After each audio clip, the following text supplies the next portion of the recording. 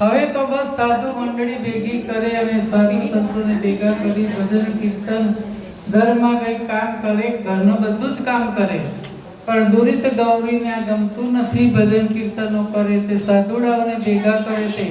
અને એક દિવસ ઝઘડો કર્યો કે આજે તો તું ને કે હું નહીં. બંસીધર ઘેર આવ્યા અને તેમને થોડા કાન ગંભેર્યા.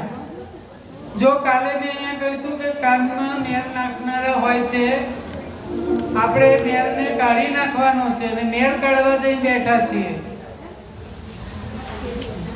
આ મને મળ્યા હતા પહેલેથી સમાચાર કે સમ્રાટનગરમાં બેસવું ને લોઢાના ચણા ચાવવા જેવું છે કહ્યું હતું, પણ મારી સાથે મને ભગવાન અમારું ગોપાલ મંડળ હતું એટલે મારે કોઈ બીક નથી.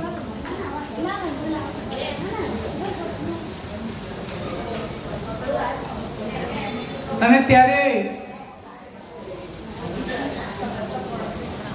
બંસીદેવ ઘેર આવ્યા ને પછી કહ્યું કે તમારો નરસિંહ કશો કમાતો છે નહીં, કઈ ધંધો પાણી કરતો નથી, મફતના રોટલા ખાય છે અને પાછો ટાઢો રોટલો, નૂનો રોટલો, મીઠું વધારે મરચું વધારે માથાકૂટ કરે. એટલે કાં તો એ નહીં, કાં તો હું નહીં. નરસિંહ મહેતાને પણ મનમાં લાગી આવ્યું, ઘર છોડીને નીકળી ગયા. એમને એમ થયું કે મારા લીધે જો ઝઘડો થતો હોય તો ઘર છોડીને નીકળી જવામાં જ મજા છે. અને અહીંયા ઇનામ આપવાની કોઈ કથામાં આવું કોઈ કરતું નથી, પણ મને એટલો આનંદ આવ્યો અહીં આવ્યા પછી કે મારા અહીંયા આગળ બધા ભક્તો એવા સરસ સાંભળે છે કથા. અને કદાચ હું એમાંથી એક સવાલ પૂછું ને એક જવાબ આપે, એમાંથી હું કંઈક મારા તરફથી આપું છું. કોઈ ગોપાલ મંડળે નથી આપ્યું, કોઈ મંડળે નથી આપ્યું.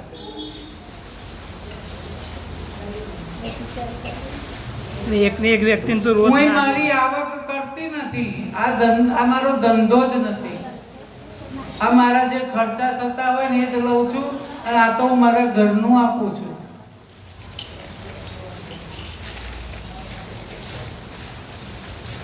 અને એ હવે મને શીખવા મળ્યું કે આવું કોઈ દિવસ ના કરવા, ગાંડા કામ. કાલથી બંધ.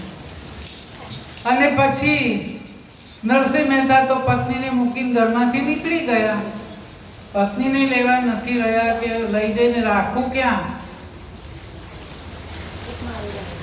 ગામને પાદર આવ્યા છે, કઈ બાજુ જવું, પણ જ્યાં કોઈનું સગું નથી ત્યાં ભગવાન છે. અને ગામની બહાર થોડે દૂર જતા શિવાલય જોઈ, શિવાલયમાં જઈને બેઠા છે અને ભોળાનાથને પ્રાર્થના કરે છે કે શંભુ શરણે પડી માંગો, ઘડી ઘડી કષ્ટ કાપો, દયા કરીને દર્શન શિવ આપો. બોલે